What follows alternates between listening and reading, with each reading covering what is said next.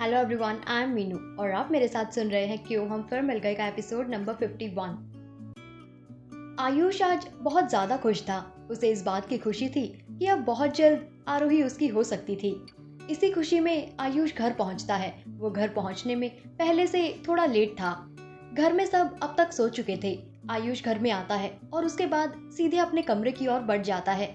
अपने कमरे की ओर जाते हुए वो देखता है कि अरहान और आलिया का कमरा बंद था। मतलब ना ही तो आलिया घर पर थी और ना ही अरहान। आयुष को अरहान को घर पर ना देखकर बहुत ज्यादा ठेस पहुंचती है, लेकिन वो कुछ कर भी नहीं सकता था।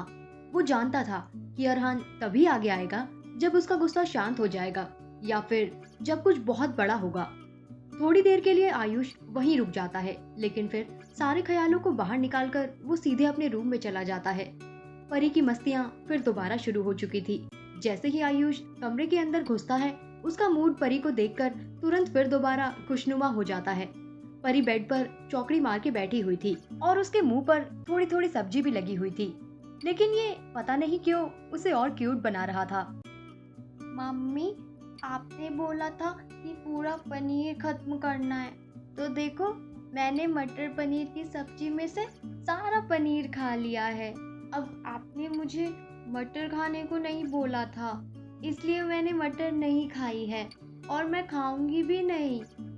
मेनका परी की इस बात को सुनकर गुस्सा जताते हुए कहती है, परी तुम अभी भी पूरी तरीके से ठीक नहीं हुई हो और फिर भी तुम्हारे नखरे खत्म नहीं है। मैंने बोला था कि पनीर की पूरी सब्जी खत्म करो। मैंने ये नहीं बोला था कि सिर्फ पनीर खा जाओ और मटर छोड़ दो। उफ मम्मी, आप पहले नहीं बता सकते थे क्या? अब तो आई एम सॉरी, पर मैं नहीं खाऊंगी। मेनका और परी की इस लड़ाई के बीच आयुष कहता है, कोई मुझ पर भी ध्यान दे दो। आयुष ने ये बात स्पेशली परी के लिए बोली थी। जैसे ही परी आयुष को देखती है, वो बेड से उठने की कोशिश करती है, लेकिन आयुष उसे वहीं रोक देता है। परी वहीं बैठी रहो, मैं आ रहा हूँ आपके पास। ये कहकर आयुष परी के साथ थोड़ी देर बातें करता है और उसके बाद उसे आराम से सुला देता है। मेनका जो इतनी देर से आयुष को देख रही थी, परी के सो जाने के बाद आयुष को कहती है, सुनो, मुझे कुछ बात करनी है, बालकनी में चले? आयुष थोड़ा हैरान जरूर होता है, क्योंकि आज तक उसने और मेनका ने कभी भी 5 मिनट से ज्यादा बात ही नहीं करी थी और ये 5 मिनट की बात भी सिर्फ और सिर्फ परी की चीजों को लेकर हुआ करती थी। आयुष अपना सर हाँ में हिलाता है। उसे लगता है कि शायद परी की कुछ बात होगी। वो भी मेनका के पीछे पीछे बालकनी में चला जाता है। मेनका बात शुरू करती है और कहती है, तुम्हें याद है आज क्या है? आयुष थोड़ा सोचता है, लेकिन उसे सिर्फ यही याद था कि आज के दिन उसकी आरोही के साथ मीटिंग थी और तो कुछ नहीं।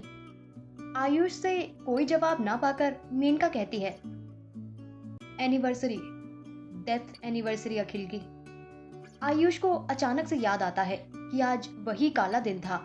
हर साल वो आज के दिन कैंडल जलाया करता था अपने दोस्त को याद करते हुए, लेकिन आरोही के चक्कर में आज तो वो दिन ही भूल गया।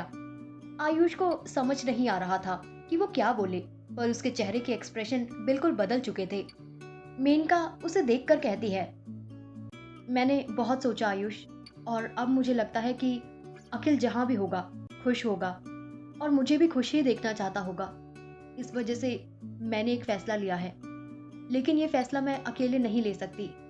इसलिए आज मैं तुमसे एक सवाल पूछती हूँ, सच सच बताना।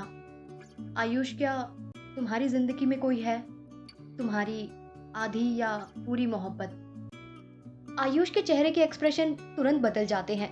मेनका की बात सुनकर वो थोड़ा निराश हुआ था, लेकिन इस बार वो पूरी तरीके से चौंक चुका था। क्या जवाब देगा आयुष इस सवाल का? क्या आयुष आरोही के बारे में मेनका को बता देगा? जानने के लिए सुनते रहिए कहानी के आने वाले एपिसोड्स। Thank you.